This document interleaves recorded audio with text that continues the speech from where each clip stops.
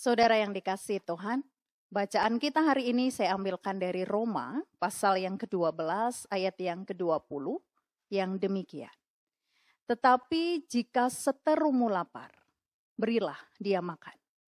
Jika ia haus, berilah dia minum. Dengan berbuat demikian, kamu menumpukan bara api di atas kepalanya. Demikianlah sabda Tuhan. Nah, saudara yang dikasihi Tuhan, teks yang baru saja saya baca, saya yakin bukan lagi teks yang asing bagi kita. Dalam surat kepada jemaat di Roma, teks ini ditulis oleh Paulus untuk mengingatkan kepada mereka agar sebagai orang yang tinggal dalam komunitas yang berbeda, mereka bisa menampakkan kualitas iman yang juga berbeda. Salah satunya tetap menampakkan kebaikan dan kasih, termasuk kepada orang yang membenci mereka. Nah, hanya saja saudara, terkait dengan tulisan yang terakhir yang berbunyi, dengan berbuat demikian kamu menumpukan bara api di atas kepalanya.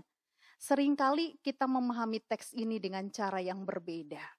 Ada yang mengatakan bahwa itu artinya kalau kita tetap berbuat baik kepada orang yang membenci kita, tetap memberi makan dan minum kepada mereka yang menjadi seteru kita, maka itu artinya kita akan semakin membuat mereka marah.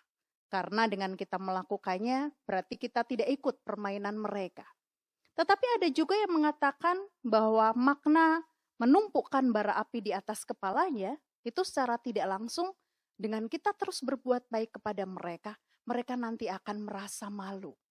Tetapi saudara, ada satu teks yang menarik, ada satu penafsiran yang menarik terkait dengan hal ini.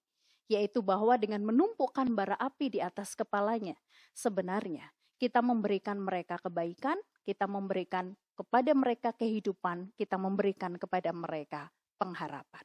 Kenapa saya katakan demikian? Dulu ada sebuah tradisi bahwa yang hubungannya dengan api, yang namanya api, itu sesuatu hal yang sangat dibutuhkan oleh setiap rumah. Entahkah itu untuk membuat rumah mereka terang, ataukah untuk menghangatkan badan mereka, ataukah untuk bisa membuat mereka memasak makanan. Dengan kata lain, kalau sebuah rumah itu tidak memiliki api, itu artinya yang mereka alami itu seperti antara hidup dan mati. Rumah mereka akan gelap, mereka akan merasakan kedinginan, mereka juga akan kesulitan untuk bisa mengkonsumsi makanan. Nah, karena itu kalau ada orang yang tidak memiliki api di rumahnya, mereka biasanya akan membawa tempat yang nantinya akan diisi bara itu di atas kepalanya. Mereka akan keliling ke kampung dari satu rumah ke rumah yang lain dengan harapan memohon belas kasihan dari tetangganya untuk meletakkan setidaknya satu aja bara api di atas tempat yang mereka letakkan di atas kepalanya itu. Supaya nanti ketika sudah terkumpul, mereka bisa membawa itu ke rumahnya.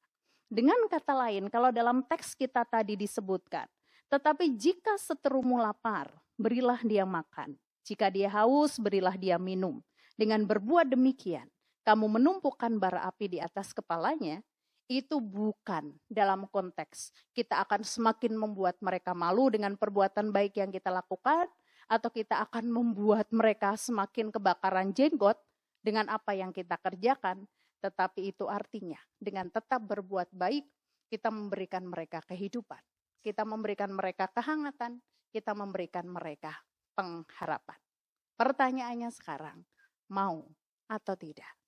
Saya meyakini kita pasti akan mau melakukannya.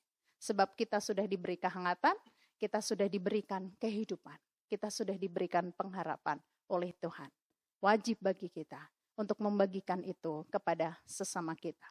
Karena itu yuk kita tunjukkan perilaku yang berbeda dengan lingkungan sekitar kita dengan terus menambahkan kebaikan sekalipun orang lain tidak baik kepada kita. Amin. Kita berdoa.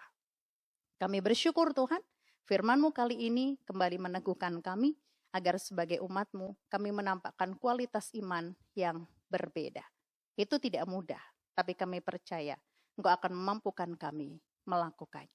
Dalam Kristus kami berdoa. Amin.